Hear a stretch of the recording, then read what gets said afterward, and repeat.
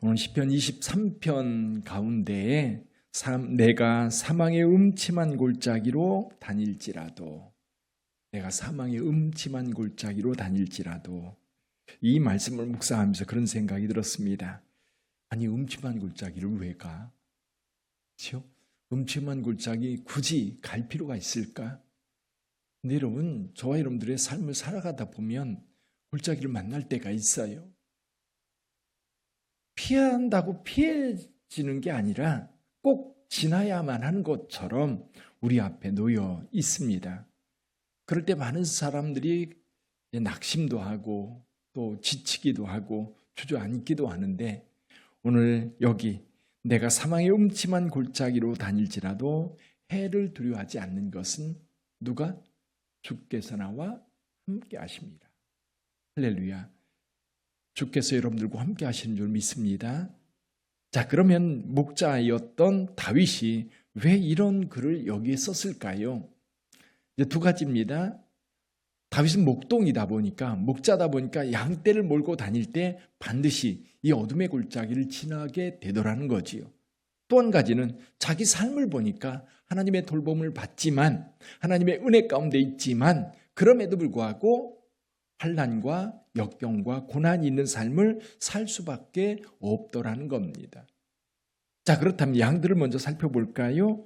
목자들은 왜 양떼를 몰고 이 어둠의 골짜기, 음침한 골짜기로 갈까요? 안 가면 안 될까요? 근데 이제 양떼를 몰고 다니는 사람들은 특히 이제 여름과 겨울이 계절의 변화가 있는 데서 양떼를 돌보는 목자들은 늘 이제 봄이 돼서 이제 새싹이 돋아나고 푸른 풀밭이 형성되면 이제 목장을 떠나서 이제 방목하는 곳으로 갑니다. 그럼 어떤 지역에서만 하는 게 아니라 이제 풀이 더 좋은 곳을 찾아가다 보면 점점점 산으로 올라간다고 합니다.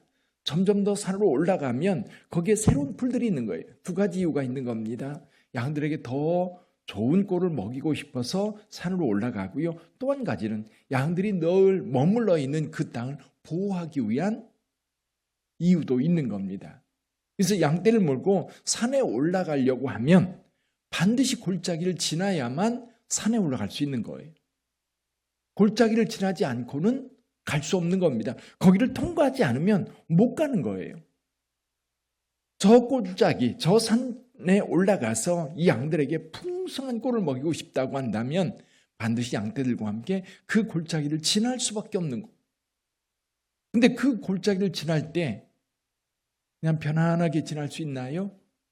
골짜기다 보니까 어떤 때는 폭우가 쏟아져서 이 골짜기에 급류가 흘러내려오면 이 양떼들에게 굉장한 위기가 되기도 한다고 해요.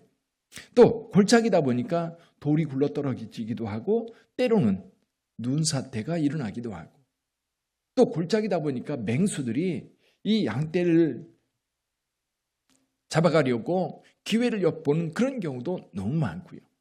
또 이제 어느 곳에 숨겨져 있는지 모를 독풀들도 있다 보니까 이 목동들은 이 양떼를 데리고 골짜기를 지날 때 온 신경을 쓰는 거예요. 한순간도 양떼에서 눈을 떼지 못하는 겁니다. 그러면서 이 골짜기를 지나서 더 풍성한 풀을 먹일 수 있는 곳으로 이끌고 가는 겁니다. 우리도 마찬가지입니다. 저와 여러분들의 삶 속에 아마 생각해 보세요. 여러분들에게 있어서 가장 고통스러웠던 어둠의 골짜기는 어떤 것이었습니까? 지금 생각해 보면 소름이 돋을 정도로 정말 힘들고 어려웠던 때가 있었을 거예요. 생각해 보면 그때 어떻게 지났지? 내 앞에 다시 그와 같은 때가 있다고 한다면 난 못 살 것 같아. 그런 경험들이 있을 겁니다. 저도 있고요. 살다 보면 육체적으로 고통스러웠던 때 갑작스러운 사고나 또는 배신 또는 갈등, 이런 것들 때문에 너무너무 힘들어서 도대체 이것을 어떻게 이겨나갈 수 있을까? 아마 여러분들에게도 그런 때가 있었을 거예요. 놀라운 게 뭐냐면 지금 여기에 앉아 있다는 겁니다. 할렐루야. 거길 지나온 거예요. 어떻게 지나오셨어요? 근데 사실 저와 여러분들이 그때 어떻게 이겼는지 모르겠다. 어떻게 지나왔는지 모르겠다. 그러면서 돌아보면 어쨌거나 지나왔어요. 근데 그때 하나님이 도우신 줄 믿습니다. 아멘. 하나님이 도우셨어요. 하나님께서 함께 하셨기 때문에 온 거예요. 자, 그런데 이 골짜기는 또 다른 은혜들이 있어요. 이 목동들이 양떼를 몰고 골짜기를 지날 수밖에 없는 것.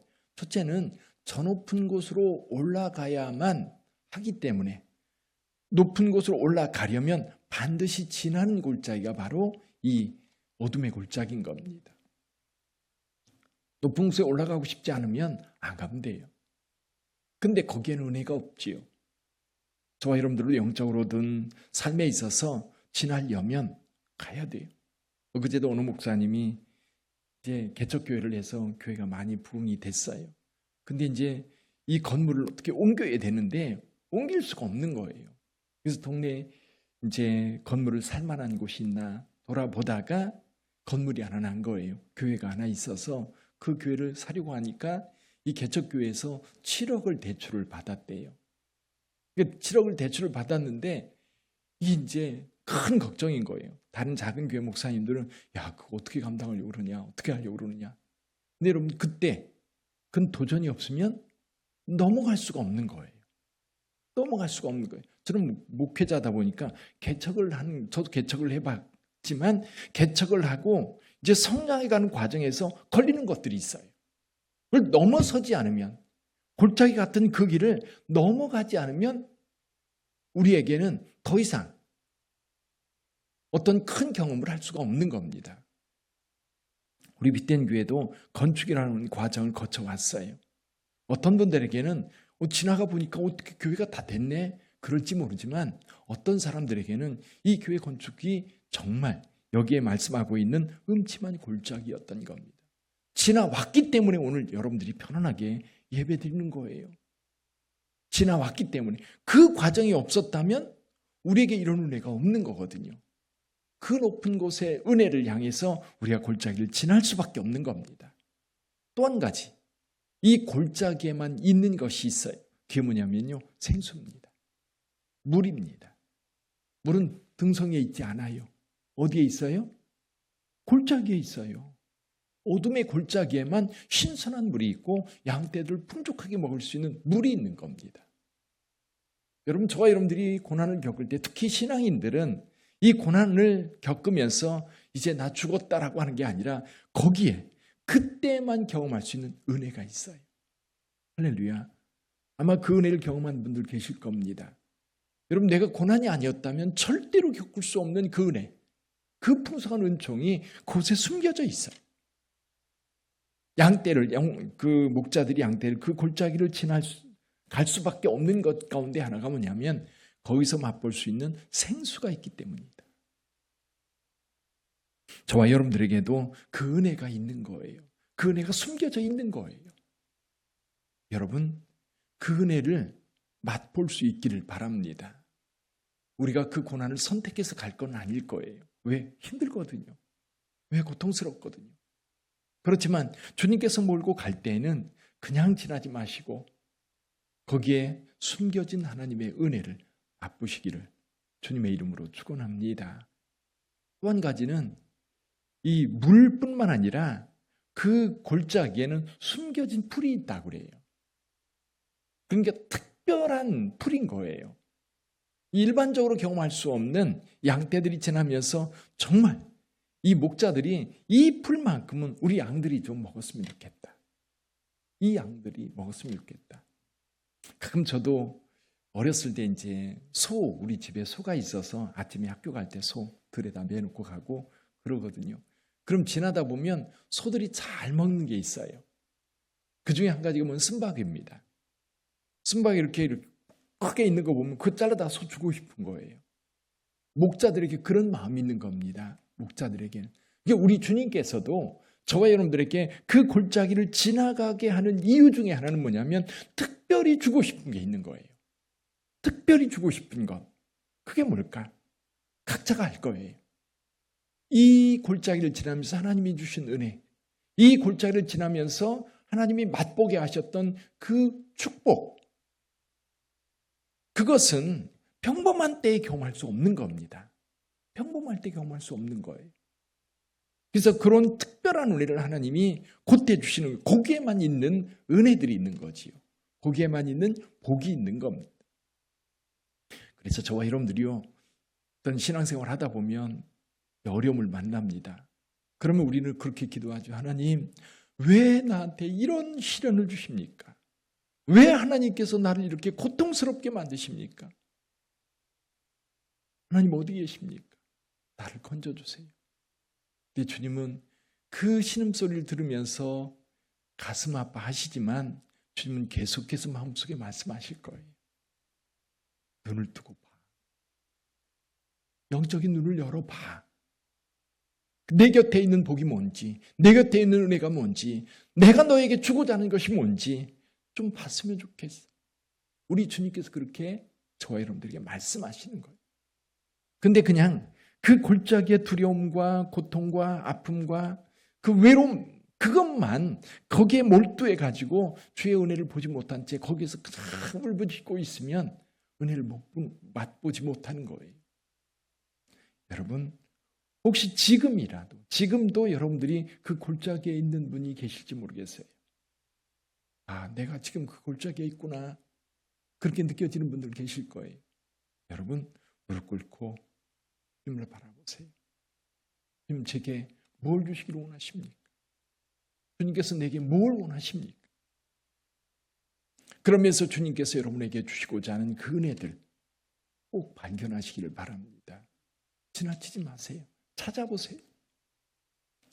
하나님의 말씀의 은혜도 있고요. 또 새로운 길을 열어주시기도 하고요. 그리고 나를 힘있게 하시기도 하고요. 이 환난 속에서 하나님의 능력을 강하게 경험하게도 합니다. 근데 그때 경험했던 하나님의 은혜는 평생 가요. 죽을 때까지 가요. 평생 가요. 여러분이 특별히 힘들었을 때 경험했던 하나님의 은혜는 그냥 사라지지 않아요. 왜? 특별한 은혜니까. 그때만 경험할 수 있는 거니까.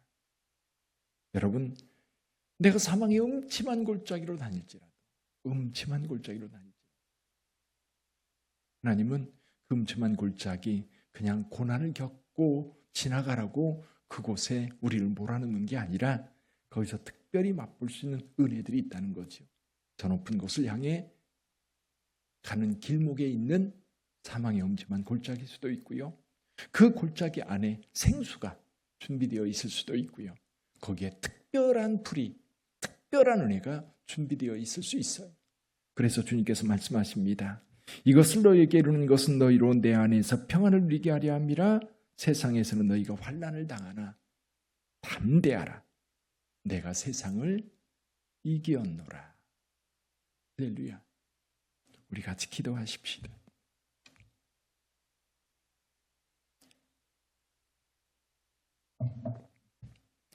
오늘 기도할 때에 혹시 여러분들 환난 가운데 있습니까? 고통 가운데 있습니까? 지금 여러분이 생각할 때 사망의 음침한 골짜기 가운데 있습니까? 꼭 기도할 것이 몇 가지가 있어요. 나와 함께하여 주옵소서. 주님, 멀리 가지 마시고 내 손 잡아 주옵소서. 낙심하지 않고 힘을 내어 이기게 하여 주옵소서. 숨겨진 풍성한 은혜를 맛보게 하여 주옵소서. 깨닫게 하여 주옵소서. 그리고 그 주님의 능력으로 넉넉하게 이기게 하여 주옵소서. 오늘 말씀을 생각하면서 한 음성으로 하나님 앞에 기도하겠습니다.